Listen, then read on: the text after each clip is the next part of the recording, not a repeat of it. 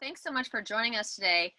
Before we have our kind of official introduction, can you maybe talk a little bit about what you've been seeing in the past 24 hours, because everything is so volatile and changing so quickly?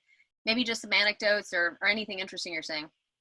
Yeah, thanks. Thanks, Deborah, and thanks for having me. Yeah, you're right. It is changing on a daily basis, so you kind of have to have your thumb on all of it.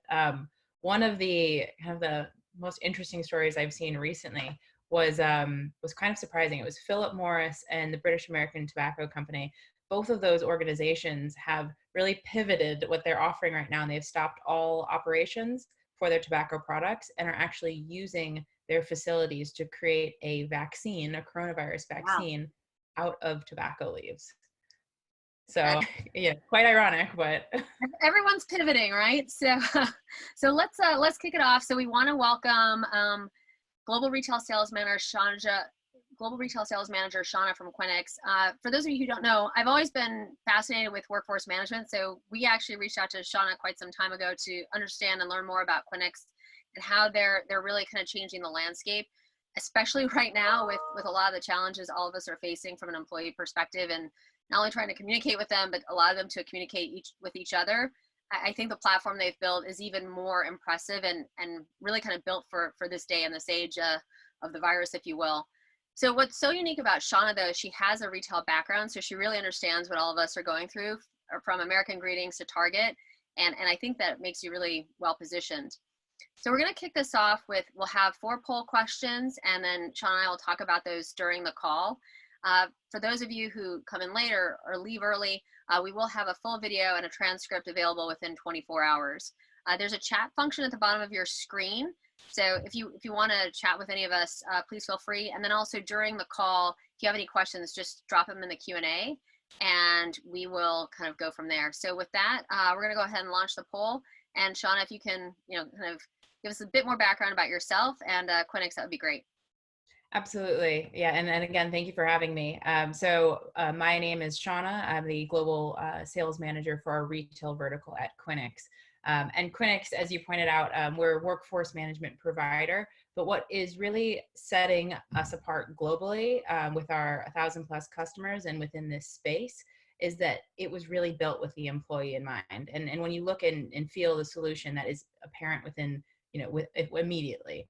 Other parts about this as well, of course, it's important to be easy to use and intuitive, but the deep functionality there around task management, compliance, data science, and forecasting, and so much more is available as well, both on the web and the mobile device. And this is really important in order to get into the hands of every single employee, whether you be on the shop floor, the back office, or at corporate.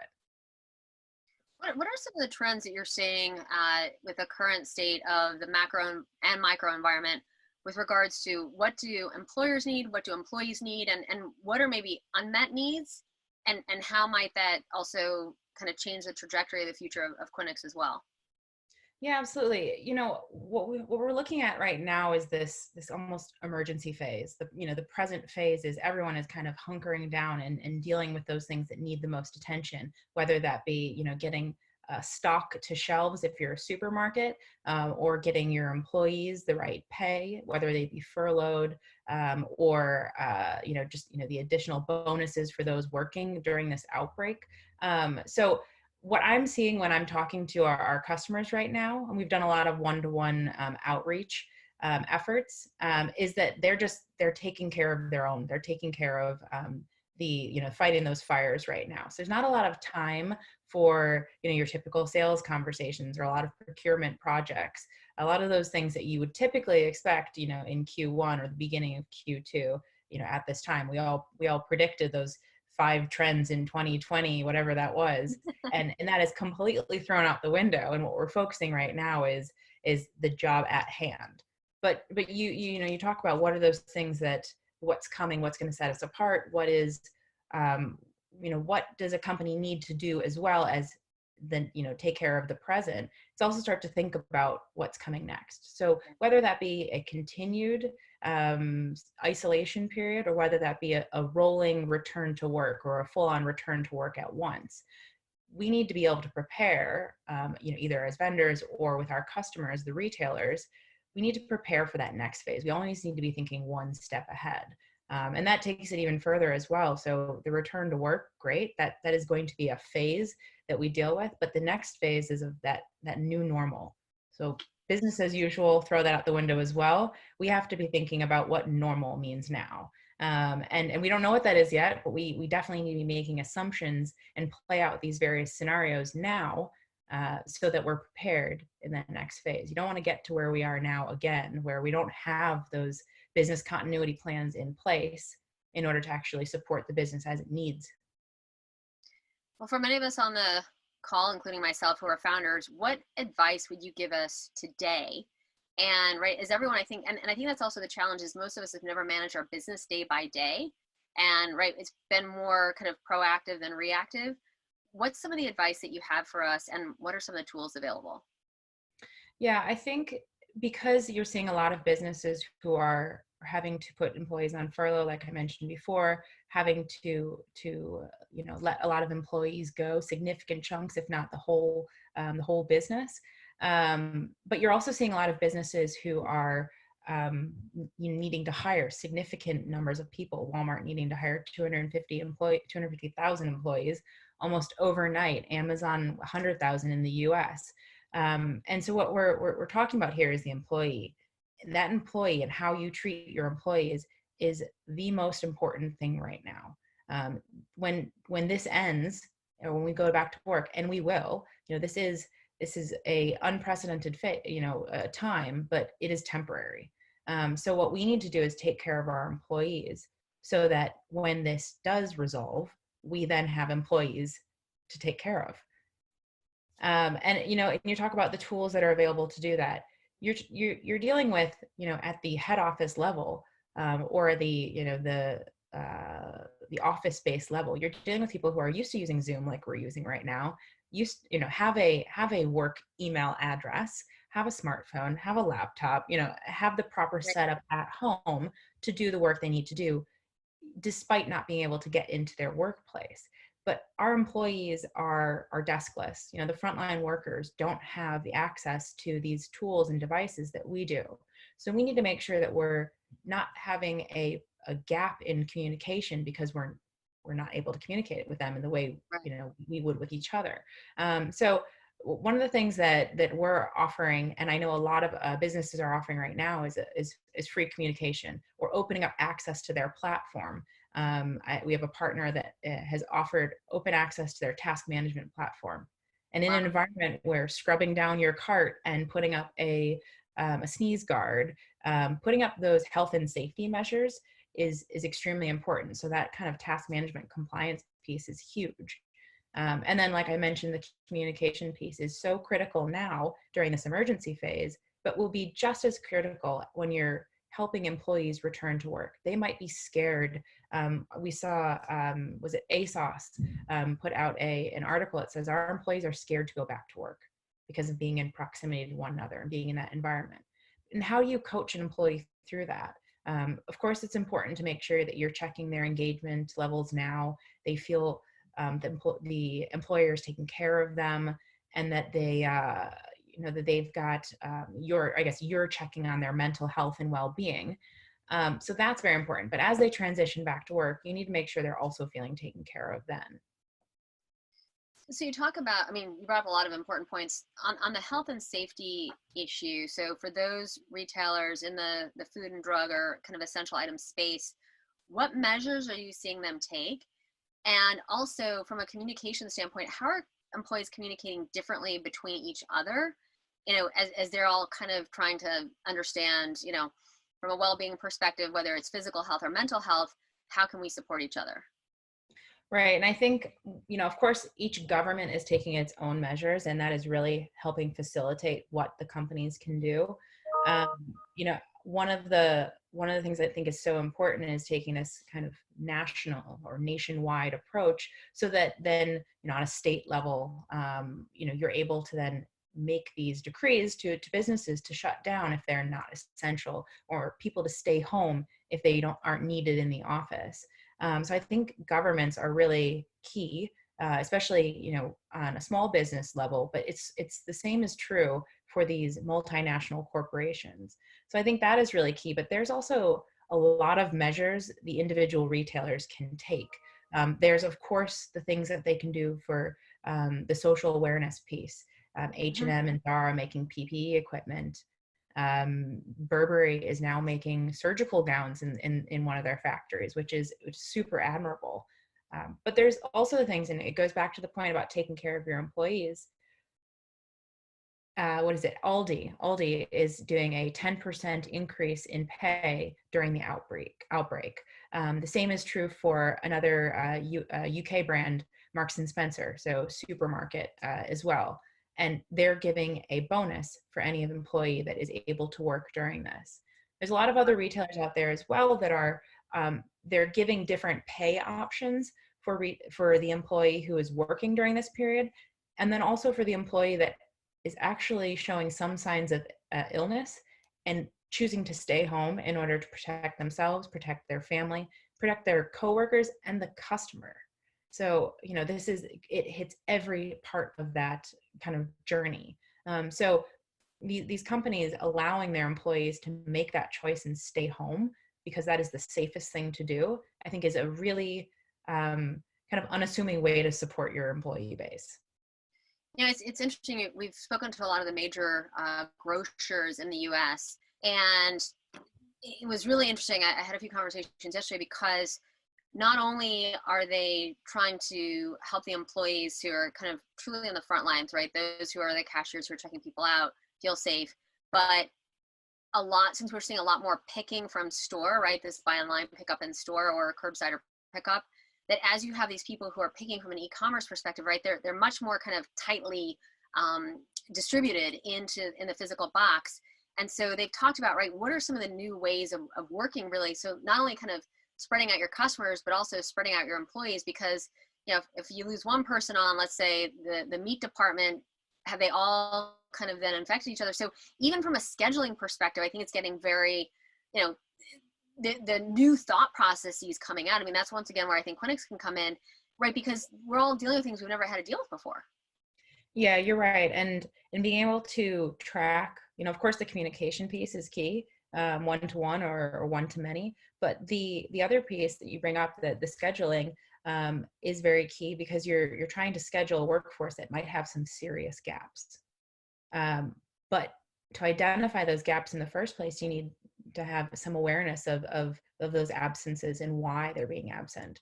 Because you might have some normal absences, and that's really important to track and make sure that the employees are paid accurately and on time. But it's also really important to start being able to track those trends in maybe some illnesses or an employee that is showing some sort of sign, and then be able to see who that is impacting besides that one individual. So absence management is key from the payment perspective, where we're starting to see every day. You're talking, at the beginning of this call, what are some things that we're seeing on a daily basis? New pay codes that we never had to think about before. And this is really, really difficult for a lot of organizations to deal with because their systems aren't set up that way. And we're coming from our organization, Quinyx, is coming from a European perspective, and that flexibility around the pay codes is a very simple example of how flexible you need to be as a business, but your tools that you use need to be. So I know that was a bit of a roundabout way to answer that. No, I do think the flexibility and just the innovation that we're seeing will differentiate. I think having partners is important. Where I've been so inspired from the UK is a lot of these kind of unusual partnerships that we've seen. Can you talk about some of those and how is that changing the fabric of what's happening there?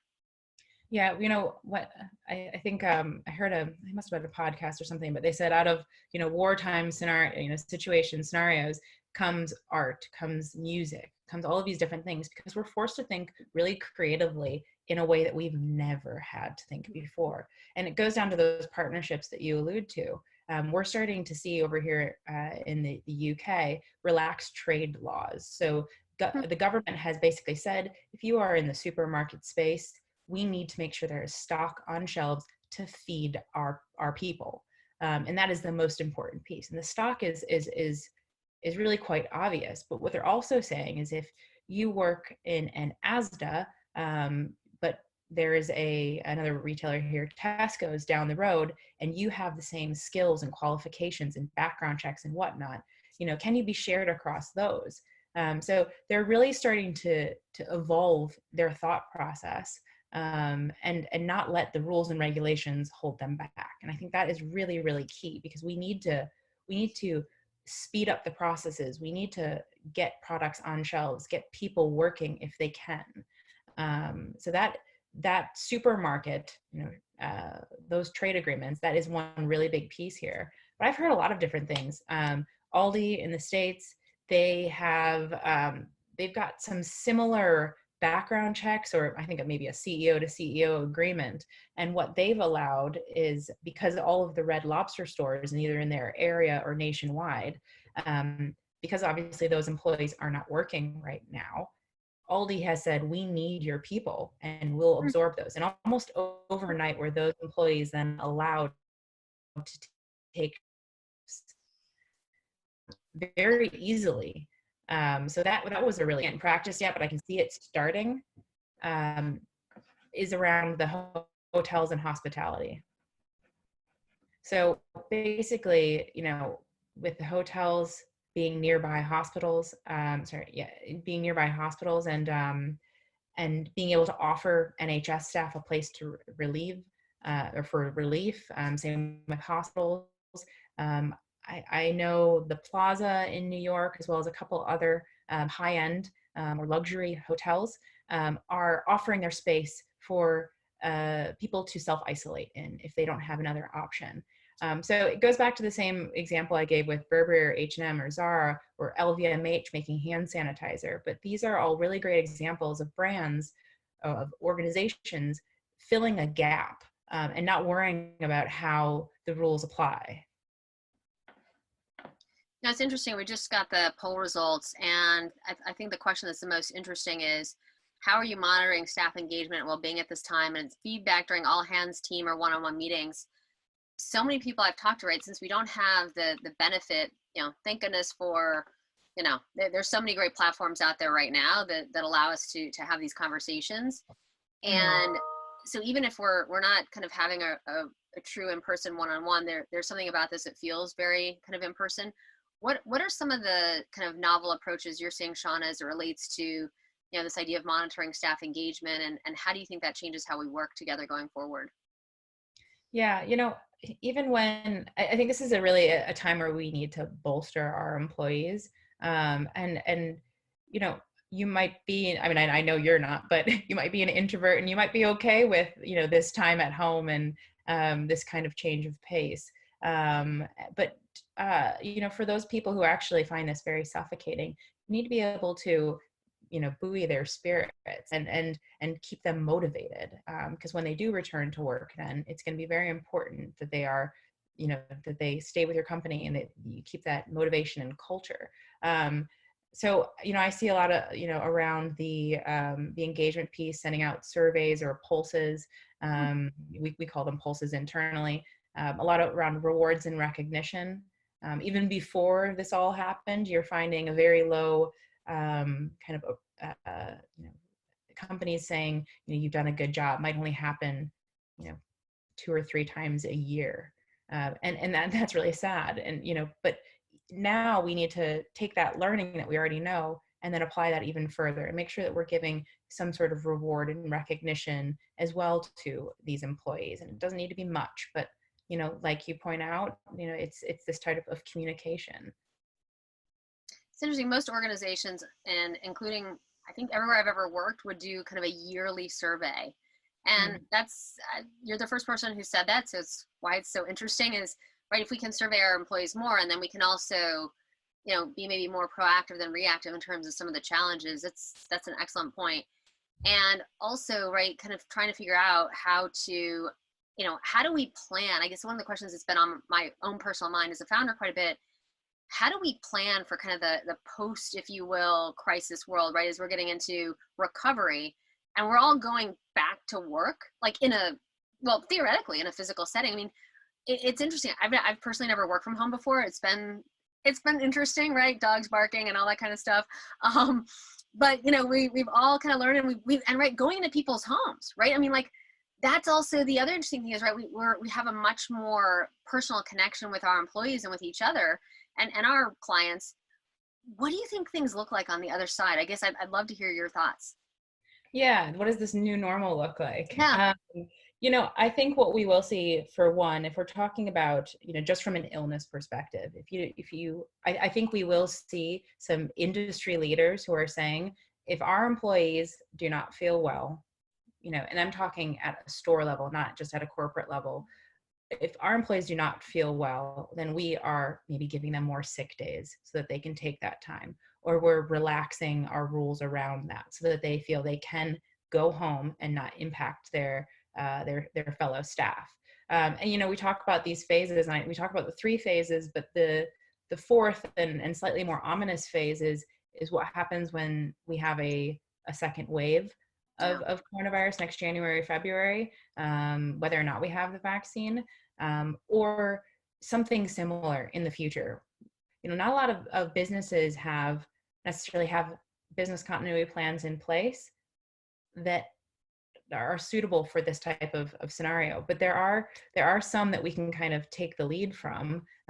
Pharmacies, the likes of a CVS or a Walgreens Boots Alliance, they've got pandemic plans. This is something that they have every single year, so that if something were to happen, they can enact that plan. So that's something that I think people need to be revisiting right now. Take this pause, revisit your operational processes. That's key. But then one step ahead. Think about that plan for if something were to happen again, that you're ready. And if you're ready, if there are rolling isolations or rolling rollbacks in employees working, or regional shutdowns and lockdowns, those type of things may occur. We don't know, but we need to be ready for that. So if we're ready for that, it's like throwing a template down. Christmas every year, super predictable. So we throw that Christmas template down. We know exactly how we should staff our stores. We know exactly who should staff our stores.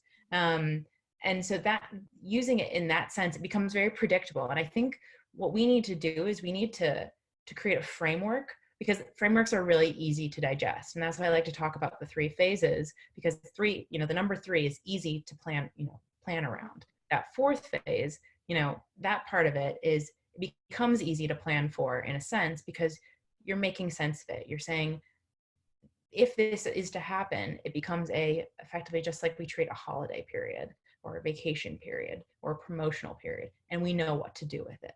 So I think that's the one way we can be really successful, is by planning for something like that, and making it something that's predictable. So what is your kind of thought process around this growing outsourced economy? So where a lot of companies have basically insourced specialties, whether it's around supply chain or marketing or technology. How do you think, I mean, we're already starting to hear, right, in terms of variable versus fixed costs, changes taking place already, and I'd say it's around the world.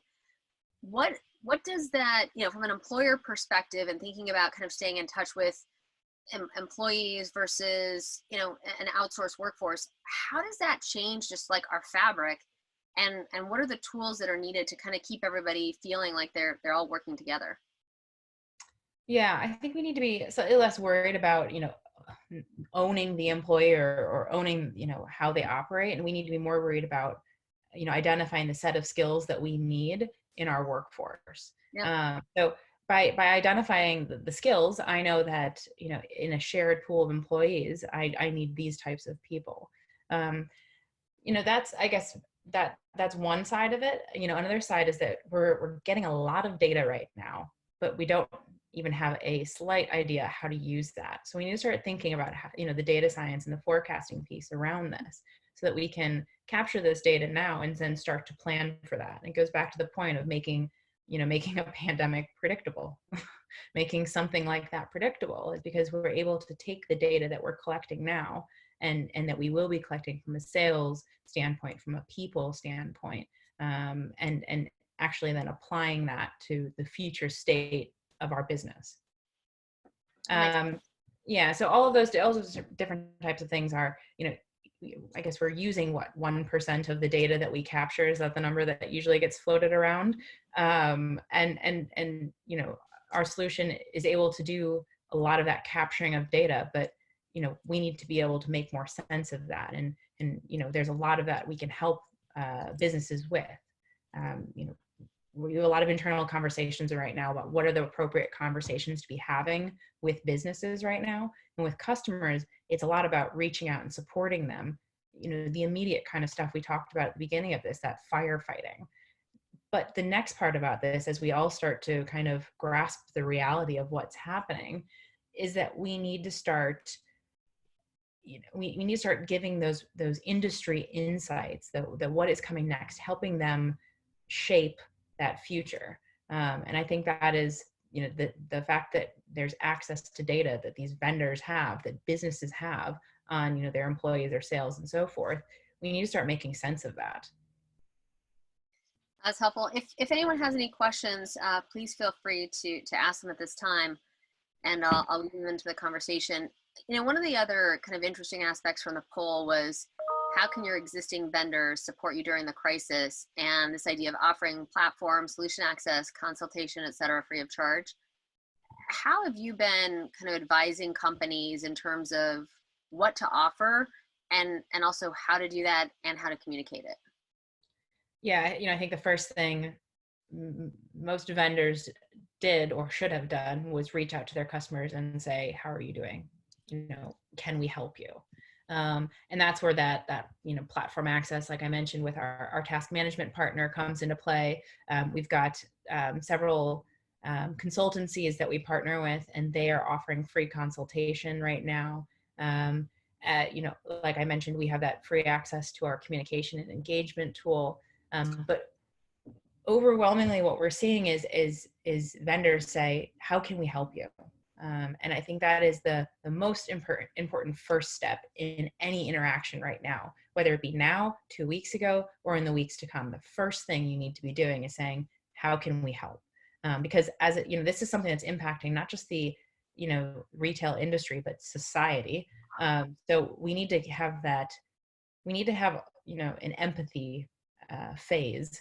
Or I shouldn't say phase because we're now overusing that, but we need to have an element of empathy within what we're doing in that first step. So it really needs to be empathy first. And then what I think we'll start to see next is the solutions, the tools, those industry insights, those things that can be put in place quickly in order to help. Not anything that you'll see that return on investment in 6 months, 12 months time. It needs to help solve an immediate problem, whether that be if your issue is stock related or people related or landlord related. So there's a lot of things that will be coming down.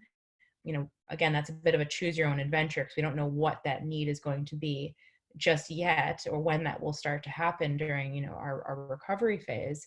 But that I think is the next part.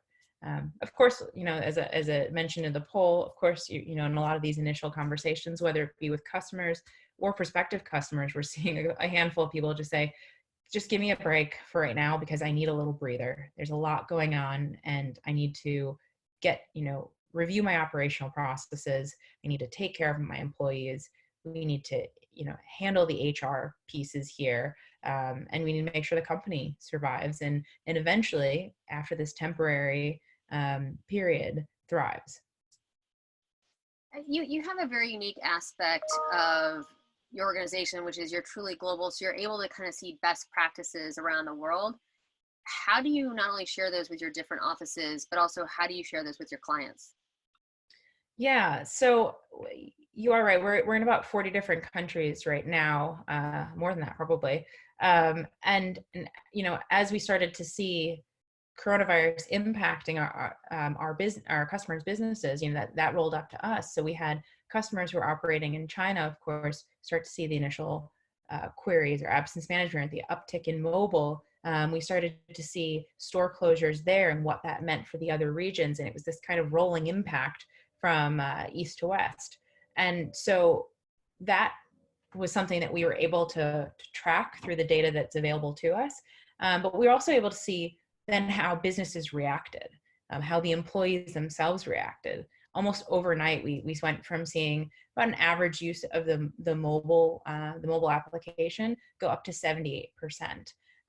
We saw, an influx in communication through the application itself, which is really encouraging, because you saw employees using it to report any illness, question store closures or the processes, all these store closure processes that needed to happen that are never been done before, or get communication around, this is what, wiping down the carts looks like, or, we're sending out screens, sneeze guards, this is how you install them. All of those very basic things were one of the most instant impacts that we were able to pull out of the data that we see. It was interesting. Before, I think it was a few days before we saw the shutdown in retail in New York, I was in a very large department store, and I was, as a retail analyst, right? You talk to all the sales associates, and that's how you learn. And I remember talking to someone, and she said, I didn't even know until I came into the office today that we're going to be, we're going to have reduced hours, this, that, and the other. And so I do think that when you start to, and she felt like a lack of control as a result, and certainly, we're in challenging times, but I think would have appreciated that communication from her employer. Mm-hmm. What, and I ended up talking to her quite a bit about that. Like, how much is too much to communicate? How much, like, what's the right kind of mix of what you should tell people and when?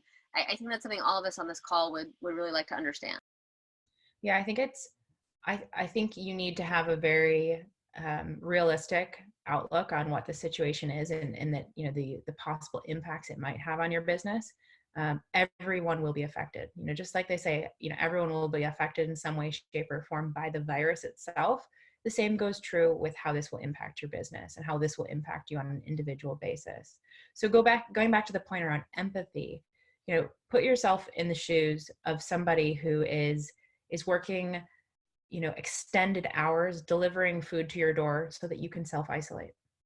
Think about yourself in the way, a retail employee that doesn't know if they're going to get paid or if it's safe to even go to work, but the government hasn't said you need to close stores so that you can then, enact the payment of that employee. So there's all of this lack of information on, our employee, our hourly employee level. And I think it's important that you need, you asked the question about how much is too much or how frequently. I think you need to be very realistic on that approach. If you are getting new information, urgent information, you need to package that and communicate it, not to strike fear in the eyes of your employees, but to be very, very realistic about, here are your options. If I was in that position, I would want to know what my options are. I want to know that if I had another paycheck coming, so that I can feed my family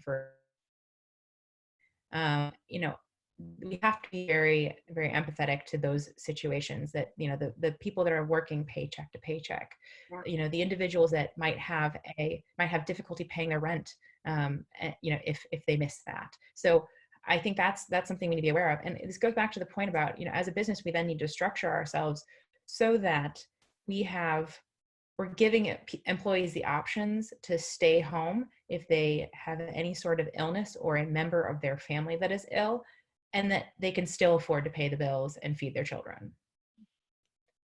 So, you have to package it right. Yeah, no, that's what's critical. All right, another question we have: amid this changing environment, do you think there will be an increased demand for the workforce management tools for managing white collar workers? Do you see this as an opportunity for the workforce management app industry and providers to innovate? Yeah, I think those that are going to be very flexible and predict what the industry needs now and can do that quickly and very turnkey, I think they're going to be very successful on the other end of this, and they're going to help make their customers very successful. I think that's the most important part. The businesses that are they're really listening to what is happening with their local governments and the global economy, they're going to be the most successful there. Makes sense. And then what advice are you giving to the retailers you speak with, and how are you changing the frequency with which you communicate? And from that, what advice can you give to us? You said, we should all reach out, but what's the frequency of that? And what's the communication tool, right? Is it, I mean, right, kind of work is work and home is work, and it all kind of blends right now. So, I mean, it's been interesting. I've personally been reached out to by clients and even vendors that we work with, right? WhatsApp, WeChat, kind of Facebook message, like all Right. these communication tools where it used to all just kind of be email, and now it's really kind of everywhere, which I think is also, you don't want to miss anything. So what's the appropriate, even if you're close to somebody, what's the appropriate relationship as it relates to how you talk to somebody? Yeah, I think we need to make sure that when you are reaching out to a customer, to anyone within your network, that what you're saying has value, and isn't just repeating over and over again the same message. You need to be able to show what the value is. Why is a communication tool great? Because it can help, help you be aware of the mental health of your workforce.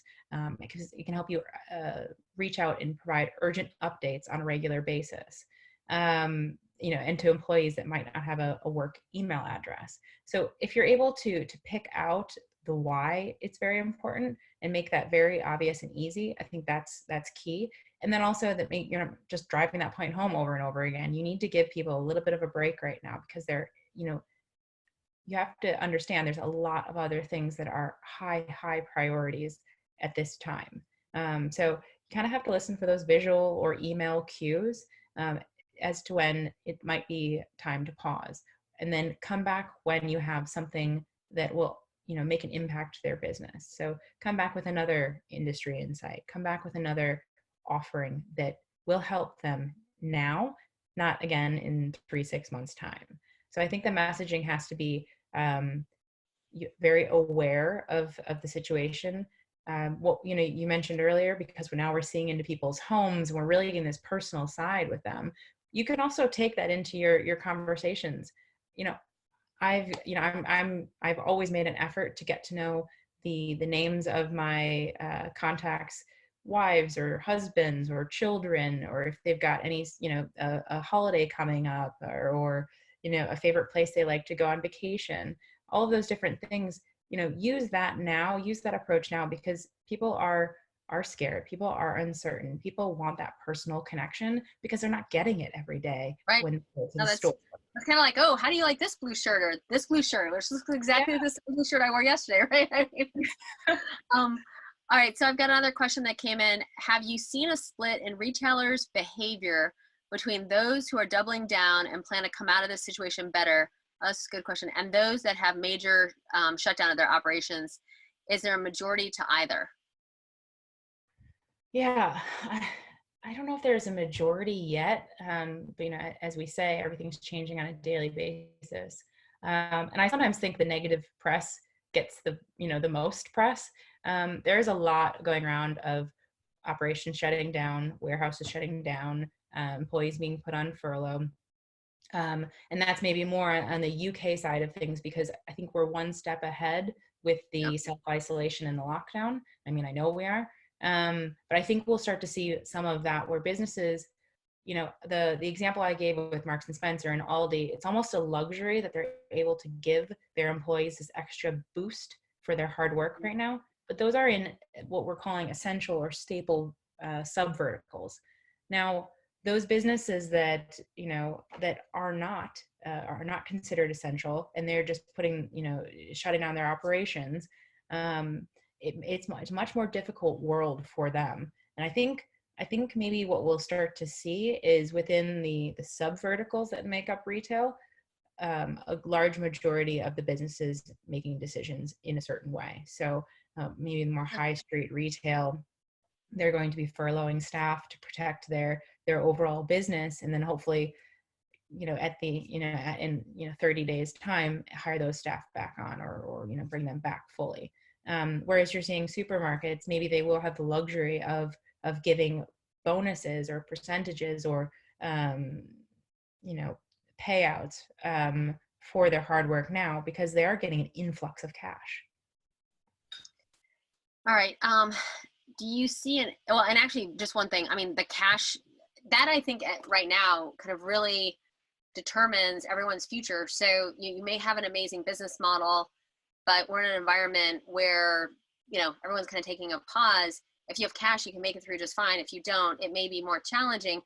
I mean, one of the things I would suggest is reach out to your partners, your vendors, your clients even. I mean, we're seeing all kinds of support. And once again, there's support at the government level, but there is more support, I think, than, what one might expect. So I don't think there's any reason that anybody here shouldn't feel that they can ask for help. All right, this is a time for collaboration. It yeah. really is. I talk about, I'm speaking with one of our retail customers, and they say, I'm pausing right now. This is a operational pause, and we're really thinking about the things that we can do in order to be successful and come out of this stronger, smarter, more productive. And I think that is one of the most intelligent things you can do right now, is instead of just rushing full on into the perceived solution, really being thoughtful and saying, okay, what is my next step? Not what is happening in 12 months time, or what does Q4 look like, but what is the first step I need to take in order to be successful right now, and being really thoughtful about that, because that first step will make a really big impact on what does happen in 12 months time. Well, but the challenge also too, right? And we've spoken to many senior executives. They're all building out scenario analyses, which I think is great and constructive, and you have to do, especially if you're a public company. But they're changing by the day, and so I think that this kind of uneven footing, but everybody's on it. It's not that anyone is any better or worse off than anyone else. That I think is causing a lot of angst, and in some cases, people want to kind of go into the hole and go into bed and pull over the covers, whereas others are like, well, let's try this and let's try this. And so I think that there's also such different responses, and if we can also kind of reach out to people right now who are maybe feeling a little bit more under the covers, it's an opportune time, I think, for all of us to think differently, which actually with our next question is, do you see an incoming shift in consumer behavior post-COVID from a buying perspective, i.e. a move to more online shopping as opposed to in-store retail? How do you see, this is a good question, how do you see traditional retail changing? Yeah, and I think we can look to China a little bit for this right now, because obviously they're reopening stores and people are going back to stores. They're a bit further ahead on the e-commerce space, so that is something that I think we will need to accept as a Western culture, that we do need to make a bigger shift towards e-commerce. But I do strongly feel that there will be a very significant chunk of people who go back to retail immediately, although there will be a chunk that are hesitant or a little bit nervous, or and that goes for restaurants or museums or any public space as well, that are a little hesitant to go back and be in a group setting. But I do, and the numbers show from China right now already that there is a significant portion of people who are rushing back to retail. And you probably know this, but in China they're calling the rush back for luxury retailers revenge shopping. We saw a little bit of it here in the UK. Right before the shutdown, right before lockdown, we had a couple days almost notice that we were going to be lockdown, stores shut, restaurants shut. And one of my contacts over at Harrods had said people are flooding in right now to buy. And then, of course, like I alluded to, the same thing happened with China, that revenge shopping. People rushed back in, and it wasn't 100%, maybe 80% footfall. But that is a good, healthy number. We're not talking 20-30%. I mean, the pictures that our team there took, I mean, in terms of the lines outside of, the luxury retailers, was really inspiring. And then also what was great is how the landlords and the tenants work together in true partnership.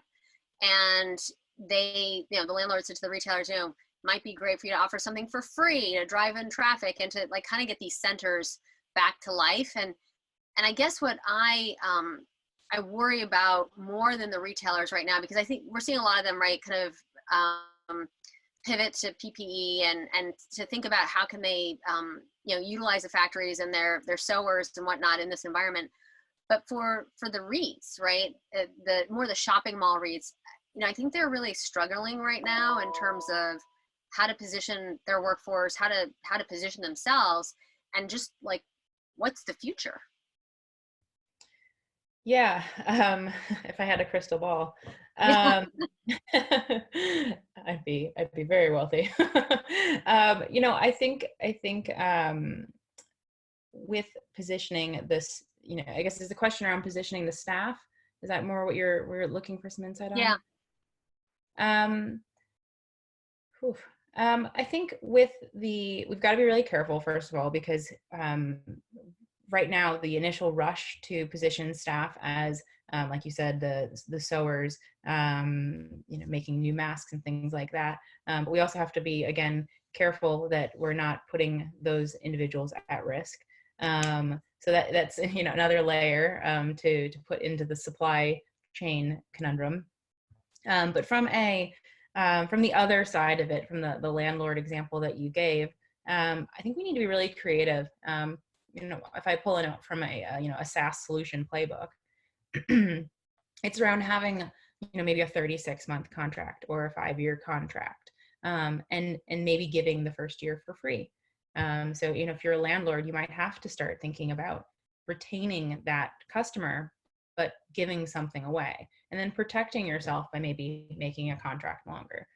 So maybe not necessarily traditional approaches that we're going to need to be taking, but something that we really need to think about is how can we creatively, everybody is going to want a discount. Everybody's going to want something for free. Everyone, a good chunk might want cancellation. Yeah, of course. Why wouldn't you?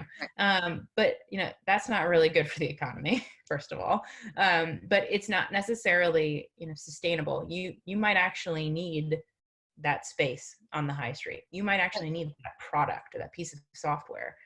So getting rid of it and sloughing it off right now might have longer term impacts that are negative. Well, I think that this has been incredibly informative. I could probably keep you on all day long because I think many of us are looking for advice and insights. We'd love to have you back, Shauna. And for all of you on the phone, I know we're all in a very challenging time as the ground shifts beneath us day by day. I think that Quinyx has a lot that they're doing for all of us for free, which we really appreciate. And Shauna, do you have any concluding thoughts? Yeah, I always like a bit of a positive spin. I know this is really dark times, but I'm quite an optimistic person. So this is where I talk about taking care of your employees, taking care of each other. We talk about I hear that quite often in the news. Just take care of each other. So I think that's a really important initial step right now is take care of each other, take care of your employees, take care of your, these good people that you work with. Start to think about that next step. We got to think about that sustainable long-term strategy and each of the steps that get us there. And I think by thinking in that positive way, despite the negative press, despite the negative things happening, we will work together as a global economy. We'll work together across industries or within industries and be successful. And I think a crisis like this will definitely define you as a business. It will define you as an individual, but you are definitely in control of what that definition is. Well, that's great. Thank you so much. We look forward to having you on again soon. This was very helpful for all of us. Thanks, Deborah. I appreciate it. Take care. Bye-bye. Thank you.